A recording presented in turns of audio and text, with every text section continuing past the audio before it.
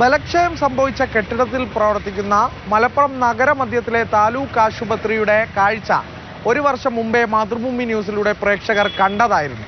ഇന്ന് എന്താണ് ഈ ആശുപത്രിയുടെ അവസ്ഥ? അന്നേ കെട്ടിടം മാറ്റുമെന്ന് പറഞ്ഞ അധികൃതരുടെ വിശദീകരണം നടപ്പിലായോ? ഇത് കണ്ടു തന്നെ അറിയാം.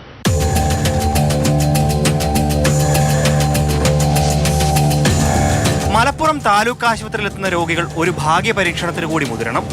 എപ്പോൾ വേണമെങ്കിലും വീഴാൻ പാകത്തിന് കോൺക്രീറ്റ് പാളികൾ അടർന്നു നിൽക്കുന്നു. അത്യാഹിത വിഭാഗത്തിലും എക്സ്റേ മുറിയിലും നഴ്സിംഗ് ഓഫീസിലുമെല്ലാം. വർഷം ഒന്ന് കഴിഞ്ഞെങ്കിലും ആശുപത്രിക്ക് ഇനിയും ഒരു മാറ്റവും വന്നിട്ടില്ല. അടിയന്തര ചികിത്സ തന്നെയാണ് മലപ്പുറം താലൂക്ക് ആശുപത്രിക്ക് വേണ്ടത്. ബലക്ഷയം കാരണം പ്രധാന കെട്ടിടം പൊളിച്ചു മാറ്റണമെന്ന് ഉത്തരവാദിത്തപ്പെട്ടവരെല്ലാം പണ്ടേ പറഞ്ഞിട്ടുണ്ട്. ഇവിടെ എല്ലാ അധികാരികളും ഈ ബിൽഡിംഗ് അൺഫിറ്റാന്ന് പറഞ്ഞതാണ്. അതിന്റെ അടിസ്ഥാനത്തിലാണ് ഇവിടുത്തെ അഡ്മിഷനും മറ്റുള്ള എല്ലാ കാര്യങ്ങളും അവിടുന്ന് മാറ്റിയത്. പക്ഷെ അതിന് ബദൽ സംവിധാനം വരെ ഏർപ്പെടുത്തിയതുമില്ല. ഇപ്പം നിലവിൽ കാഷ്വാലിറ്റിൻ്റെ ഒരു ഭാഗം, അതേപോലെ ഫിസിയോതെറാപ്പി സെൻറ്റർ, ഡെൻ്റൽ ക്ലിനിക്കിൻ്റെ ഒരു ഓഫീസ്, നഴ്സിംഗ് സൂപ്രണ്ടിൻ്റെ ഓഫീസ്, കാഷ്വാലിറ്റി OP ഒക്കെ അവിടെ നടന്നുകൊണ്ടിരിക്കുന്നത്. അപ്പം നിലവിൽ എല്ലാ കാര്യങ്ങളും കേരളത്തിലെ ഏറ്റവും മോശമായ അവസ്ഥയിലാണ് ഇന്ന് മലപ്പുറം താലൂക്ക് ആശുപത്രി നിൽക്കുന്നത്. ദിവസവും 1000-ഓളം OP ഉള്ള ആശുപത്രിയിൽ ഓപ്പറേഷൻ തിയേറ്റർ അഗ്നിബാധയെ തുടർന്ന് 3 മാസമായി പൂട്ടിക്കിടക്കുകയാണ്. 68 വർഷം പഴക്കമുള്ള താലൂക്ക് ആശുപത്രി പുതുക്കി പണിയാൻ 10 കോടി രൂപ അനുവദിച്ചെങ്കിലും സാങ്കേതിക തടസ്സങ്ങളാണ് ബാക്കി.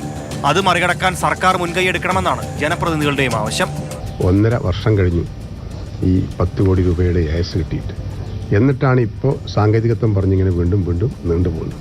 ഇപ്പോൾ അതിൻ്റെ തടസ്സം എന്താണെന്ന് വെച്ചാൽ ചീഫ് സെക്രട്ടറി അധ്യക്ഷനായിട്ടുള്ള സ്റ്റേറ്റ് ലെവൽ കമ്മിറ്റിയാണ് അതിൽ അംഗീകാരം കൊടുക്കുന്നത്. അപ്പോൾ റിവേഴ്സ് എസ്റ്റിമേറ്റിൽ അംഗീകാരം കൊടുത്തിട്ടില്ല. ഇതാണ് അവസ്ഥ. അപകടം തലയ്ക്ക് മീതെ തന്നെയുണ്ട്. ഇനിയും കണ്ടില്ലെന്ന് നടിക്കണോ? ഉദാഹരണങ്ങൾ കൺമുന്നിൽ തന്നെ ഉണ്ടല്ലോ.